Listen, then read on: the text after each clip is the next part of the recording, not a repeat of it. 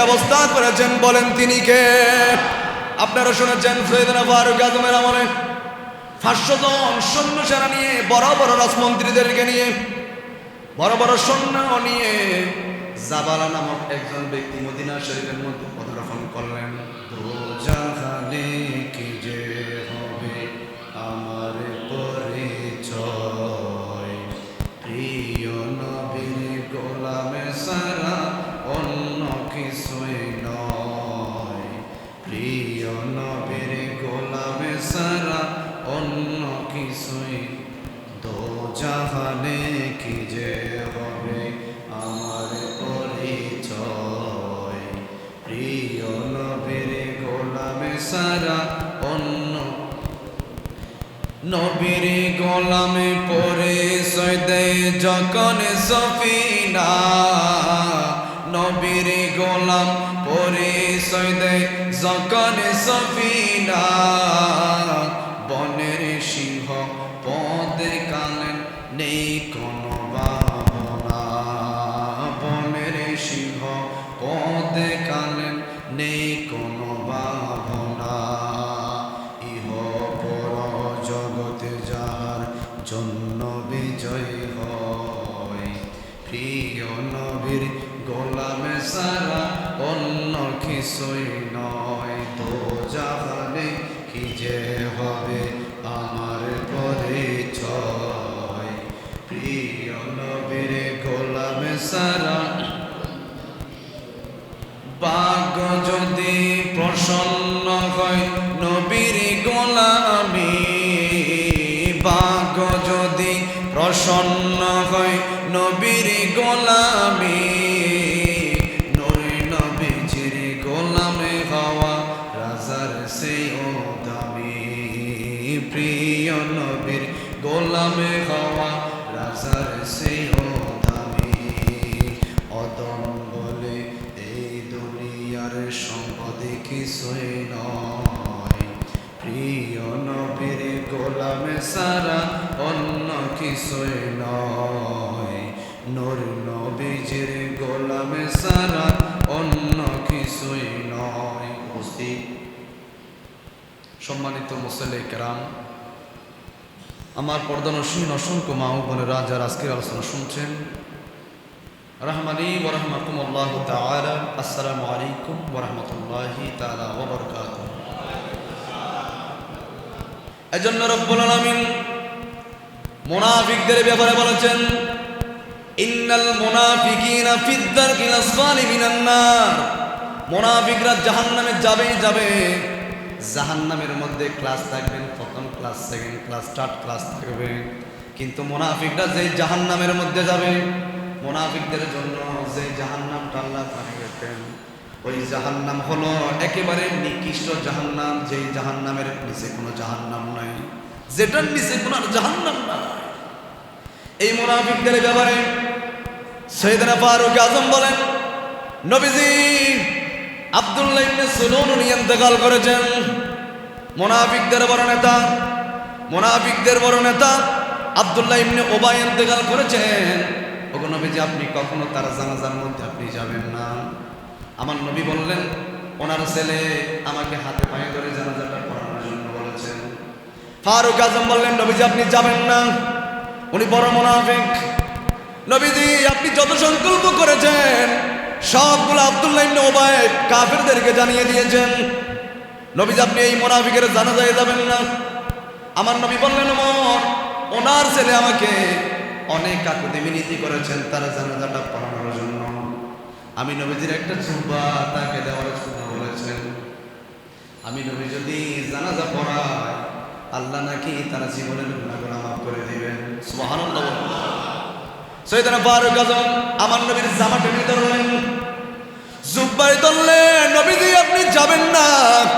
আব্দুল্লাহ ইবনে উবাই বড় একজন মুনাফিক, যদি আবার সেই কালিমা পড়েছেন, মুসলমান হয়েছেন। নবীজি আপনি তার জানাজায় যাবেন না। আপনি নবীকে মারার জন্য কাফেরদেরকে সব সংকল্পগুলো জানিয়ে দিয়েছেন। নবীজি আপনি ওনার জানাজা পড়াতে পারবেন না।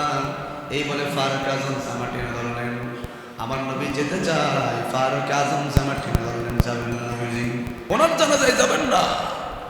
আল্লাহ রাব্বুল আলামিন এই দৃশ্যটা আরশ আযীম থেকে যিনি পরিলক্ষিত করেছেন বলেন তিনি কে? আল্লাহ দেখেছেন, ওমর ধরে রেখেছেন, আমার নবী যেতে চায়। আব্দুল্লাহ ইবনে উবাইয়ের ছেলে আমার নবীকে নেওয়ার জন্য এসেছেন।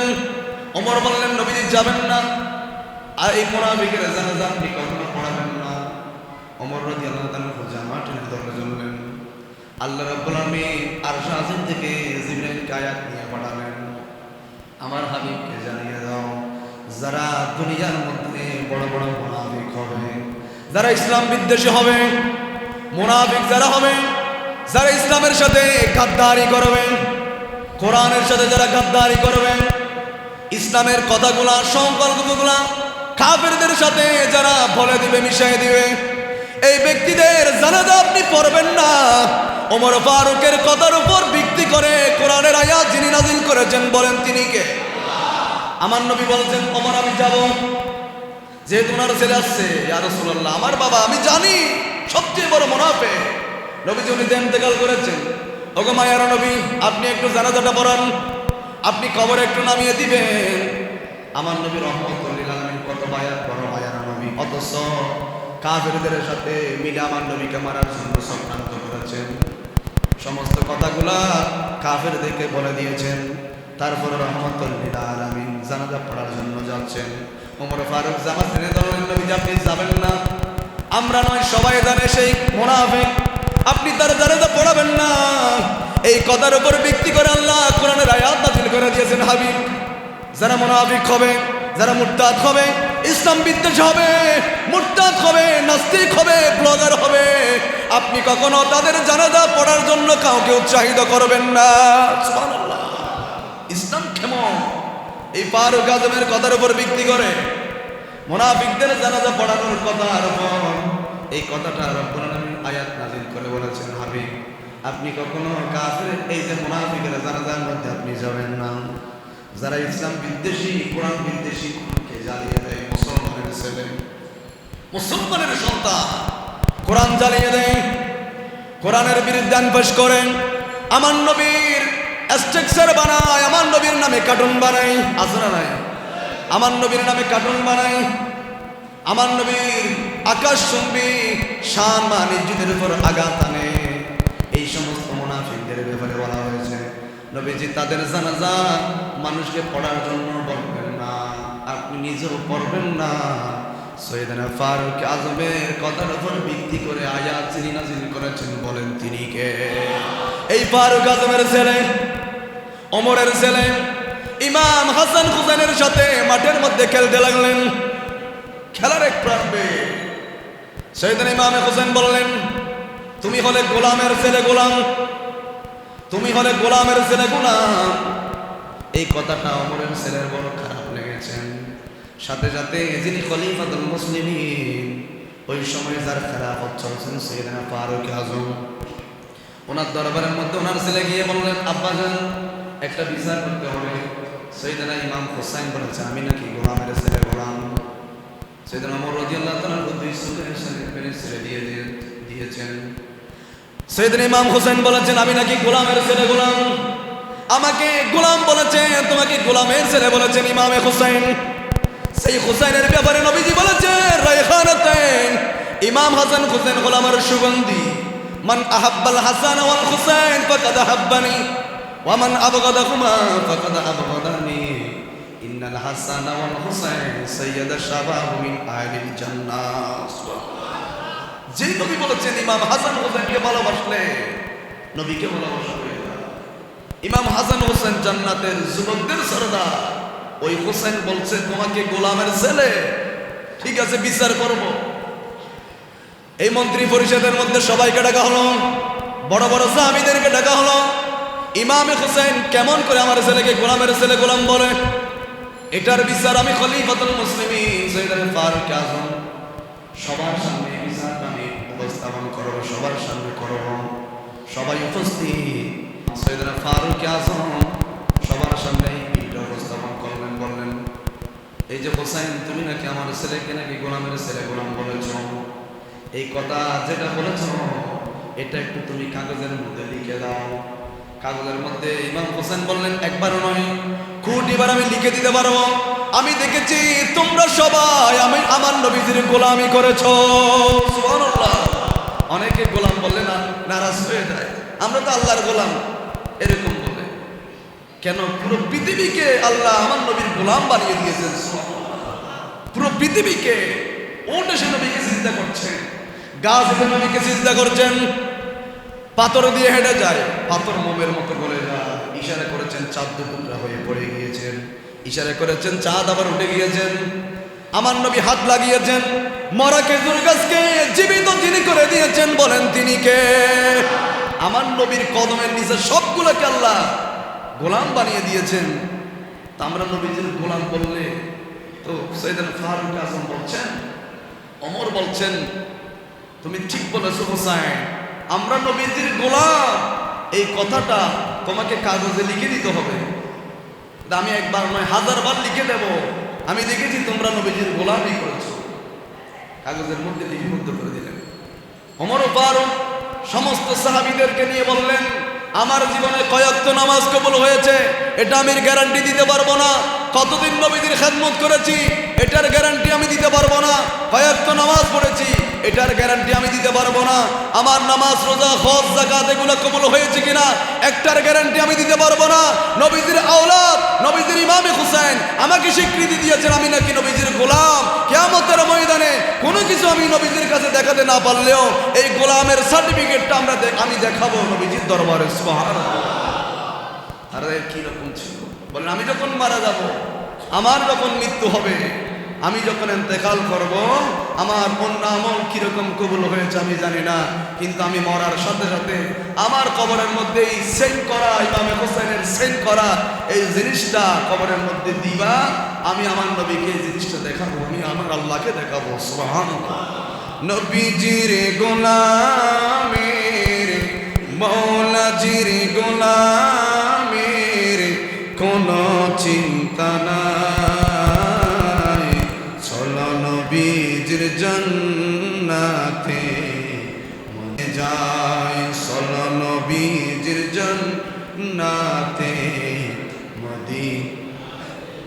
ও গো নবী মায়ার নবী তুমি কামিলিওয়ালা, তোমারি উসিলায় জগতে হয় জালা, তোমারি বিরহে দোচ, তোমারি বিরহে দোচ অসুর জরায়, চলো নবীজির জান্নাতে মদিনাতে যাই, চলো নবীজির জান্নাতে মদিনাতে যাই। নবীজির গোলামের মৌলাজির গোলামের কোনো চিন্তা নাই, চলো নবীজির জান্নাতে মদিনাতে যাই। আল্লাহুম্মা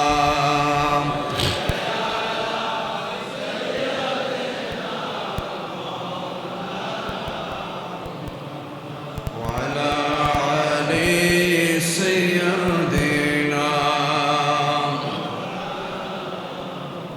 ন্যায় বিচার যিনি নিজের ছেলেকে পর্যন্ত 80টা বেত্রাঘাত করেছেন, 80টা দৌড়া মেরেছেন, 80টা বেত্রাঘাত করেছেন, একমাত্র ওনার বিরুদ্ধে অভিযোগ দেওয়ার কারণে, অপরাধ করার কারণে নিজের ছেলেকে পর্যন্ত উনি ছাড় দেয় নাই। কারণ নবী থেকে শিখেছেন। বনু মখযুমা গোত্রের এক মহিলা ছুরির দায়ে ধরা পড়েছেন, ছুরির মধ্যে ধরা পড়েছেন। তো আমার নবীর দরবারে সাহাবায়ে ইকরাম বলতে লাগলেন, কেউ তো যাওয়ার সাহস করছেন না। আমার নবীর দরবারে একজন সাহাবীকে পাঠাচ্ছেন যে যেই মেয়েটা ছুরির মধ্যে ধরা পড়ছে এই মেয়েটা বড় সম্ভ্রান্ত ফ্যামিলির মেয়ে, বড় পয়সাওয়ালার মেয়ে, বড় একজন বিজনেস ম্যাগনেটের মেয়ে।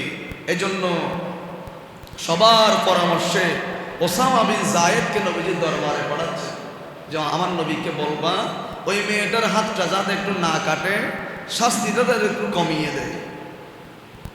কেউ যেতে চায় না নবীজির দরবারে। ওসামা বিন যায়েদ নবীজির দরবারে গেলেন, ইয়া রাসূলুল্লাহ, যেই মেয়েটা চুরি অপরাধে ধরা পড়েছেন, নবীজি অনেক বড় বিজনেস ম্যাগনেটের মেয়ে, অনেক বড় পয়সাওয়ালার মেয়ে।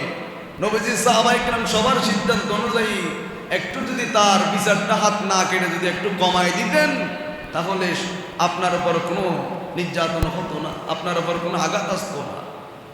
রহমতুল্লিল আলামিন সাথে সাথে আগুনের গোলার মতো লাল হয়ে গেলেন। নবী রেগে গেলেন, বললেন, তুমি কি বলছো? এটা করার কারণে বনি ইসরায়েলের সেই মানুষগুলো ধ্বংস হয়েছেন। যখন কোনো বড় পয়সাওয়ালার ছেলেরা অপরাধ করত, তাকে মাফ করে দেওয়া হতো। যখন গরিব মানুষ অপরাধ করত, তাকে শাস্তি দেওয়া হতো। যার কারণে ওই সময়ে আল্লাহ তাদের উপর গজব নাজিল করেছেন। এই কথা কেন তোমরা আমাকে বলছো? এত বড় সাহস তোমাদেরকে কে দিয়েছেন? চুরি করলে হাত কাটতে হবে, এই বিধান দিয়েছেন কে? আল্লাহ বলছেন চুরি করলে হাত কেটে দাও। আমার নবী বললেন, উদাহরণ দিয়ে বললেন, আজকে যে এই মেয়েটা চুরি করার কারণে আমি হাত কাটার জন্য নির্দেশ দিলাম, শুধু তাই নয়, আমার মেয়ে ফাতেমা যদি চুরি করত, আমি নবীজিও তার হাত কেটে দিতে 1 সেকেন্ড দেরি করতাম না। সুবহানাল্লাহ। ইসলাম কত বড়! কোন ধরনের ভেদাভেদ নাই। দরির জন্য জেন হবে, গরিবের জন্য আইকিয়েন যিনি ব্যবস্থা করেছেন, বলেন তিনি কে? আপনারা শুনেছেন সৈয়দনা ফারুক আজমের আমলে 500 জন সৈন্য সেনা নিয়ে, বড় বড় রাজমন্ত্রীদেরকে নিয়ে, বড় বড় সৈন্য নিয়ে জাবালা নামক একজন ব্যক্তি মদিনা শরীফের মধ্যে পদার্পণ করলেন।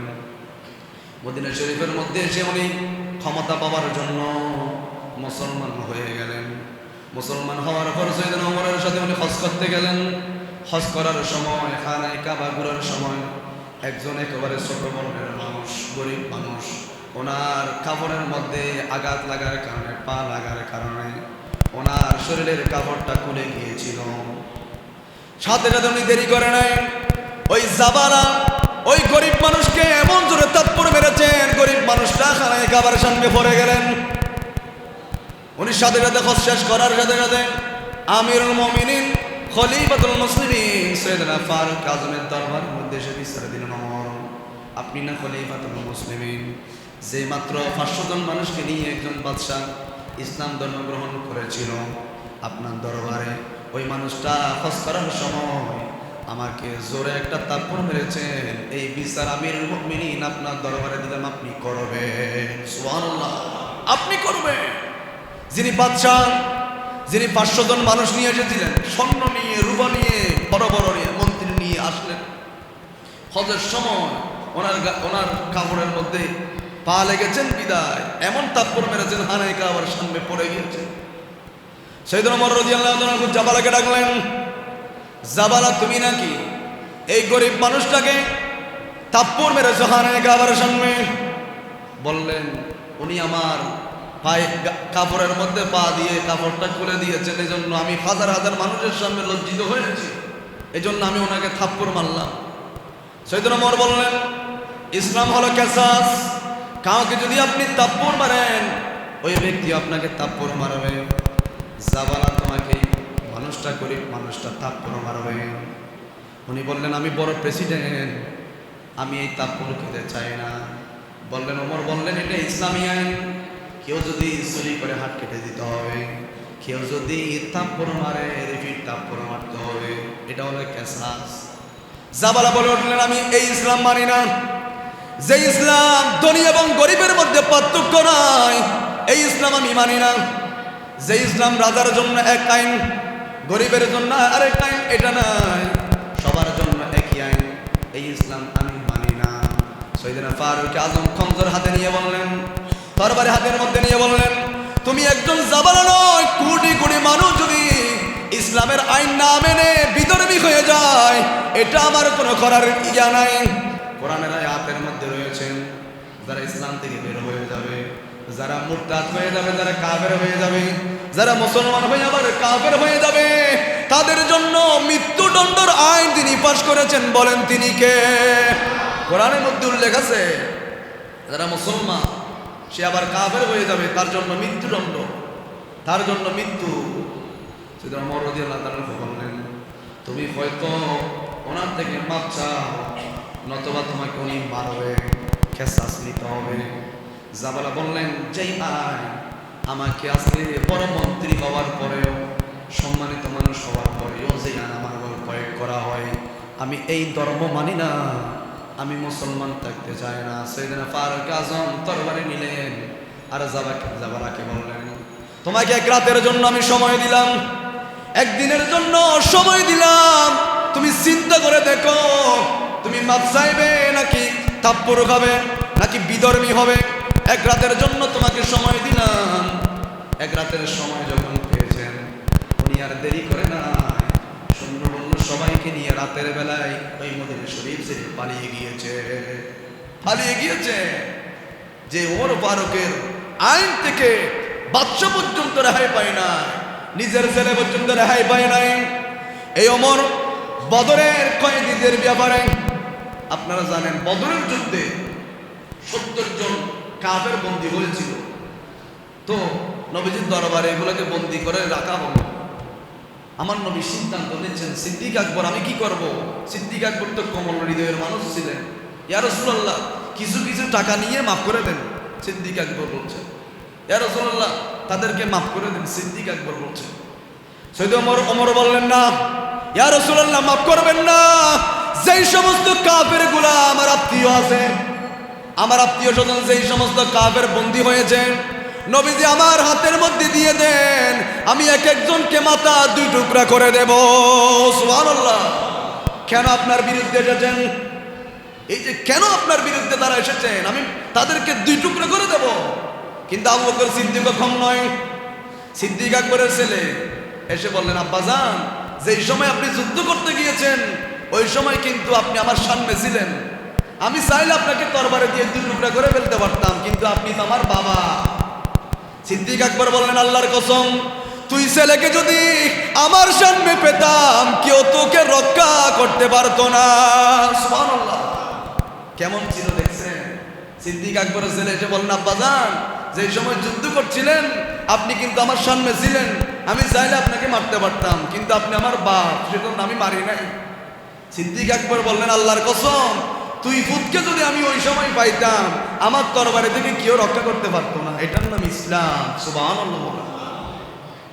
এজন্য আপনার ছেলে অন্যায় করবে, এই যে বলা হয়েছে বদরের কয়েদির ব্যাপারে, সেদিন ফারুক আজম বললেন, ইয়া রাসূলুল্লাহ, আমার আত্মীয় যেগুলো আছে এগুলো আমাকে দিয়ে দেন, আমি এক একজনকে জবাই করে দেবো।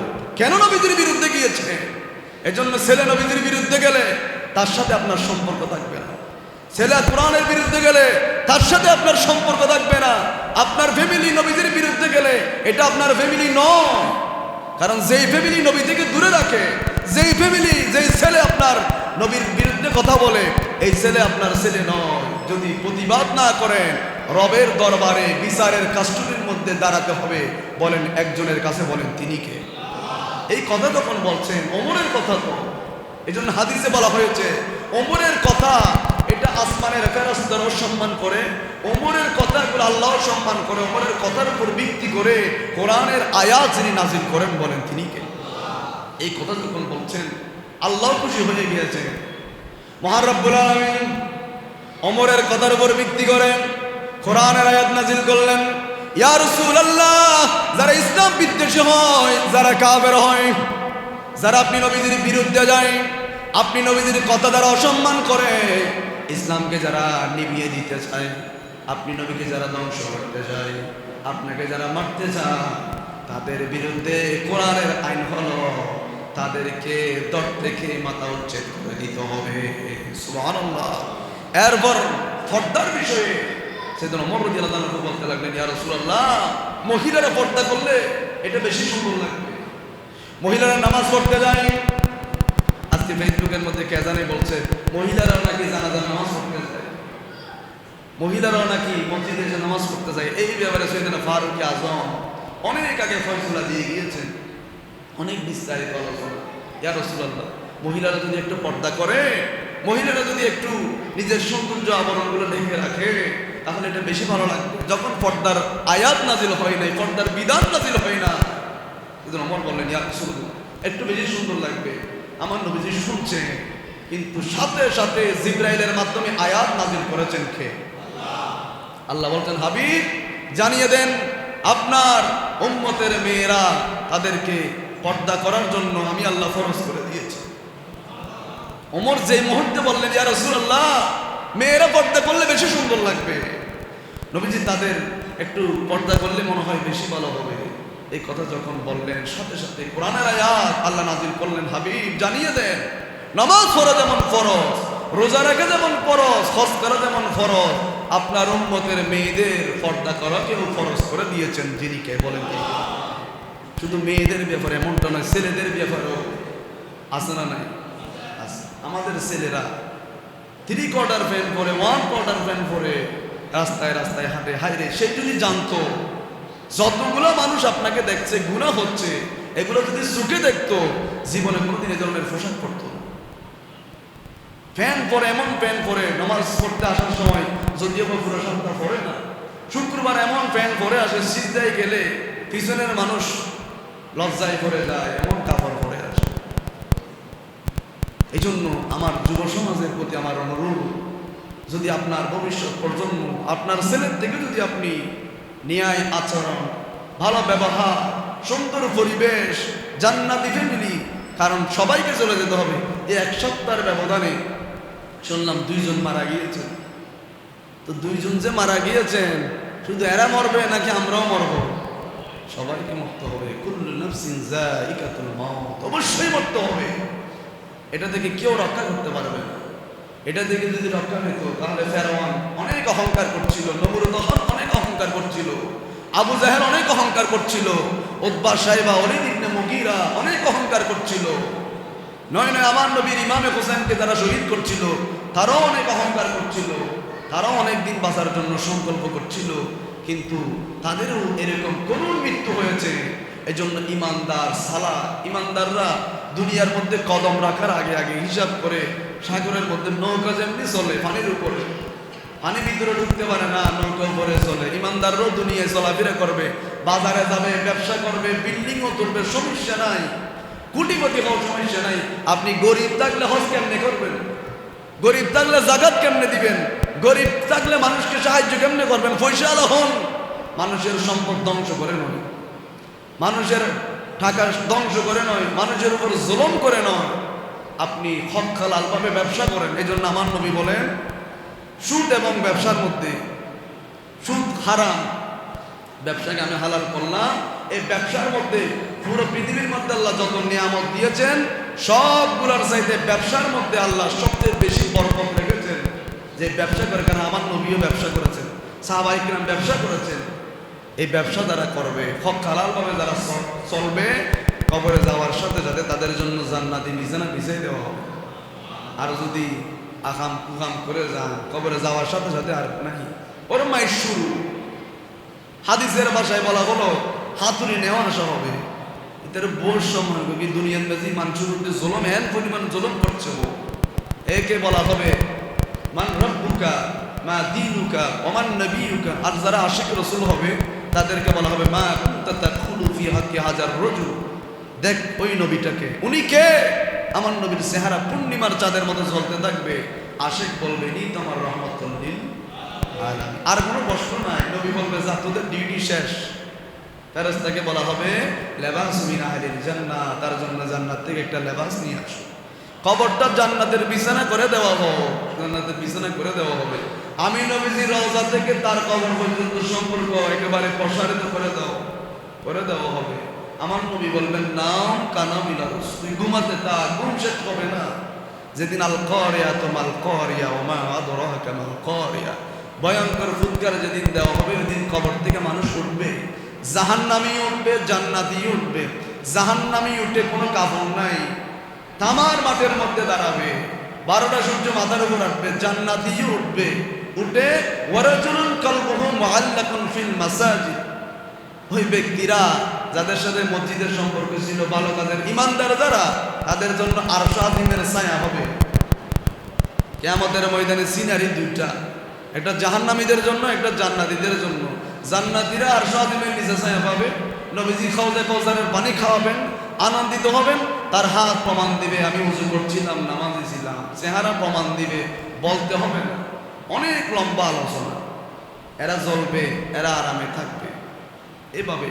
এজন্য একটু লম্বা অনেক আলোচনা, ইনশাআল্লাহ আপনারা যেভাবে আসতেছেন এভাবে যদি প্রতিটি জুমাই এভাবে আগে আগে আসেন, ইনশাআল্লাহ সেদিন ফারুক আজমের খেলাফত কেমন ছিল, ওনার আমলে উনি যে প্রাইম মিনিস্টার ছিলেন, উনি যে প্রধানমন্ত্রী ছিলেন, শুধু একটা রাষ্ট্রের না, অর্ধ পৃথিবীর প্রাইম মিনিস্টার ছিলেন, অর্ধ পৃথিবীর শাসক ছিলেন সৈয়দনা ওমর। ওনার শাসন কার্য কেমন ছিল, উনি কিভাবে রাষ্ট্র পরিচালনা করেছেন, এটা যদি জানেন তাহলে আপনার দ্বারা কখনো মানুষের উপর আঘাত করা, জুলুম করা, ব্যভিচার করা, এটা আপনার দ্বারা সম্ভব হবে না। আল্লাহ পাক রব্বুল আলামিন আমাদের সবাইকে আলোচনাগুলো শুনে আমল করার তৌফিক দান করুন।